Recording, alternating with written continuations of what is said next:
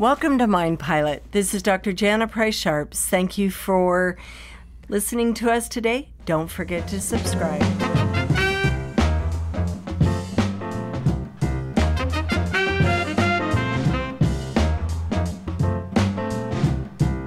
So we have a guest today, and you have heard him before.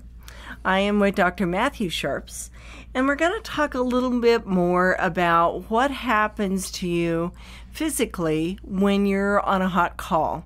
And the call could be a number of different kinds of calls, but let's say it's a call that you are getting adrenalized, maybe there's some trauma, and you're beginning to feel the results of high levels of adrenaline. What is going on with your body? What is going on with your brain? So, Dr. Sharps, I know there's a number of different things that happen with the body and the brain when that begins. Can you just generally give us some information about the changes in blood flow, for instance? Yeah, sure. The brain is an incredible energy hog. It weighs about 2% of your body weight, but depending who you read, it's using about a fifth to a quarter of your overall blood-borne resources. Now, when you go into the fight or flight response, you need more blood flow to your muscles for a whole variety of reasons, obviously, to strengthen them, give you better endurance, and so on. That blood's got to come out of someplace. Now, the problem with this is that the brain has a variety of functions that you really can't be without. Many of the lower brain centers are concerned with basic survival. Upper brain centers with things like vision, and you really don't want to go blind in the middle of a fight, for example, with figuring out where things are, what things are, the orientation of your body, etc. So a lot of the brain, you really can't take that blood-borne resource level down very much. So where you take a lot of it out, and this is a little oversimplified, but it's pretty close, a lot of it comes out of the prefrontal cortex, and that's the part of the brain that basically makes you smart. That's where your intellectual functions are. So a variety of behavioral things have been identified in research that essentially come out of that diminished blood-borne resource availability to the prefrontal cortex. That's the very front of the upper part of the brain. I see. So you mentioned vision, and I know that one of the things that often happens in high-stress situations is tunnel vision. What's happening with the brain when they have tunnel vision? Yeah, tunnel vision is less about vision per se than it is about attentional focus. What people tend to do is focus on what's directly out front rather than what is going on either to either side or in the periphery. All right. So we have many, many cases where people have tragically focused on what they perceive to be important in a situation, and then, for example, been shot by an unseen assailant off to the side, something of that nature. Tunnel vision is one of the most typical phenomena, really, of a very high-stress situation. A number of researchers have addressed this both in the field and in laboratory situations. So that could be very dangerous for a first responder. Oh, absolutely, absolutely. For example, if you think about firefighters, where they're desperately focused on the situation right in front of them, if they miss what's going on to the sides where the fire may be sweeping around, this could be hugely hazardous, very, very, very life-threatening. The same is true with police officers. If you're dealing with a tactical situation where there's more than one assailant, if you have inadvertently identified the assailant's right on front as the sole threat, you could wind up with a peripheral threat that could be literally lethal. Wow, that's an important thing to understand. I think that there is also some other things that happen when you're under high stress. One of them might be changes in hearing. Yes, auditory exclusion is what it's called. That's very common. The brain in the human puts a tremendous priority on vision. It's our most precise sense. So we do seem to see a lot of individuals where sound is significantly diminished. In fact, it's one of the very most common things that happens under stress. You're not going to hear sounds as loudly as they really are. Now, you have to be careful with that because much more rarely sounds seem louder than they are. So it's kind of a two-edged sword. But typically, I've seen cases, for example, in which gunfire has not been heard by experienced police officers simply because they were under a very high level of stress. The neurology that has not been worked out very well, but it's a very real phenomenon. So you mentioned that there's a change in blood-borne resources, and a lot of that's coming out of the prefrontal cortex. So does that begin to, we call it in our field, executive functioning, does this begin to impact impulse control when somebody gets very, very stressed? Yes, absolutely. What you'll see is tunnel vision. There's a whole variety of things you'll see, but impulse control is very critical. Under stress, people may blurt out inappropriate comments. If the press hears that from law enforcement, for example, or from fire personnel, that can be a huge problem. People may blurt things out. A joke may occur to you under these situations that isn't particularly funny, but you have this tremendous impulse to tell it, and then later on you go, my God, that wasn't even funny. Why did I do that? So your ability to monitor a lot of your own behavior, your impulse, is diminished. And so we see here some significant failure of impulse control. There's a lot of these things that happen to us that make some sense from the very ancient world. If the heart rate goes up, for example, into the 170s, we'll sometimes see partial paralysis. Okay, a person suddenly can't move. Or we may see urination or defecation, which is not good for your command presence if you're wearing khakis. Okay, now you wonder, why the hell could that possibly happen? Well, think about the ancient world. The partial paralysis thing, possums have been pulling that trick for millions of years. Unless you're a hyena or a vulture or something, you can't eat dead things. And so if you're not moving, the saber-toothed tiger may leave you alone. If you're going to, for example, urinate or defecate, the fact of the matter is that if you're dealing with violent gang members or something, that's not going to help you. But if you were dealing with a saber-toothed tiger with a massively greater sense of smell, it's going to go from rawr to ew in a few seconds, and suddenly you don't get eaten. So a lot of this stuff had utility in the ancient world. That's why it's there. That's why we think, I should say. A lot of stuff is there in the brain, but at the end of the day, in the modern world, these things can be incredibly hazardous to your career or to your personal survival. So, for instance, somebody may say something to a supervisor because they have a lot of adrenaline in the system. They're not thinking really very clearly. And now, they're in a lot of trouble because they impulsively said something that maybe had been taken rude or... No, exactly so. This is a little oversimplified, but I think it works. I mean, if you were in a fight with something like a saber-toothed tiger or a cave bear, a certain loss of impulse control isn't a bad idea. Do something unexpected. Do something a little crazy that's going to drive the animal away.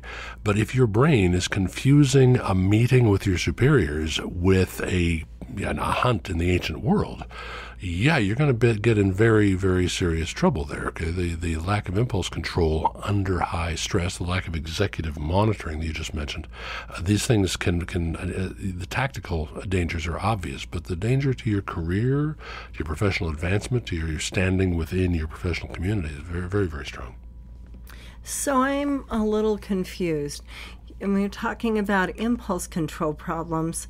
Why are they able to do their job so effectively, even though they're having that diminished activity in the prefrontal cortex? Well, there's a variety of possibilities there that would depend on a case-by-case basis. In general, though, for example, you might have a person who is so practiced or so good at their job that they simply overcome that. Or a person whose job is such that impulse control in that sense isn't that critical to them.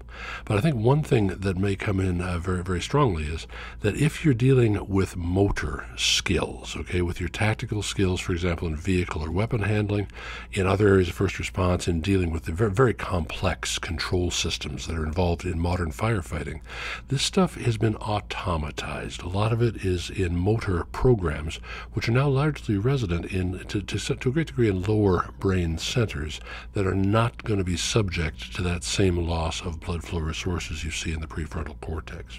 So these are several possible reasons, but it would differ depending on the professional situation, the environment in which the environment in which the professional skills are being deployed, a variety of other factors. So that's why training is so very, very important. Yes. Training is critical. Training in general, and this is a huge topic, but training in general should be as realistic as possible and as frequent as possible. It's basically the bathing effect. Okay, you can't have one bath in the late spring of 1999 and still be clean. You kind of have to keep doing it. The same is true of training. That makes a lot of sense. I know that when people get stressed, they tend to perseverate. Can you talk a little bit about how that might affect first responders? Yeah, that's hugely important. Yeah, perseveration is critically important. What this is the essentially mindless repetition of behavior, which you'll see at very high levels of arousal, because the prefrontal cortex, which tends to prevent that kind of repetition in a mindless manner, is simply not on the job.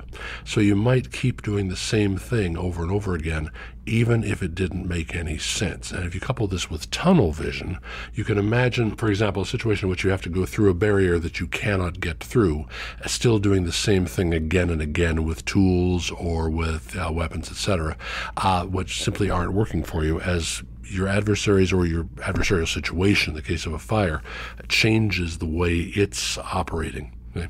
So in a way, tunnel vision and perseveration can come together to be extremely threatening. It's very important to recognize that a high level of cognitive flexibility is necessary in many first response situations. And that's one of the things that your brain is more or less reducing in you, the ability to have this flexibility that forces you away from tunnel vision and away from perseveration. It's one of the things that is diminished and, once again, very, strong, solid training that's based in the realities of what you're dealing with, that's repeated to the degree that makes sense, is one of your better defenses against those factors. So that would explain why I've heard guys and gals on the radio that are either newer to a department or they're much more senior, and there's such a difference generally in how they're talking on the radio, especially when it's a high intensity situation. I've heard very senior guys just talking like they're having a conversation. We need this en route, we need that en route, this is going to happen.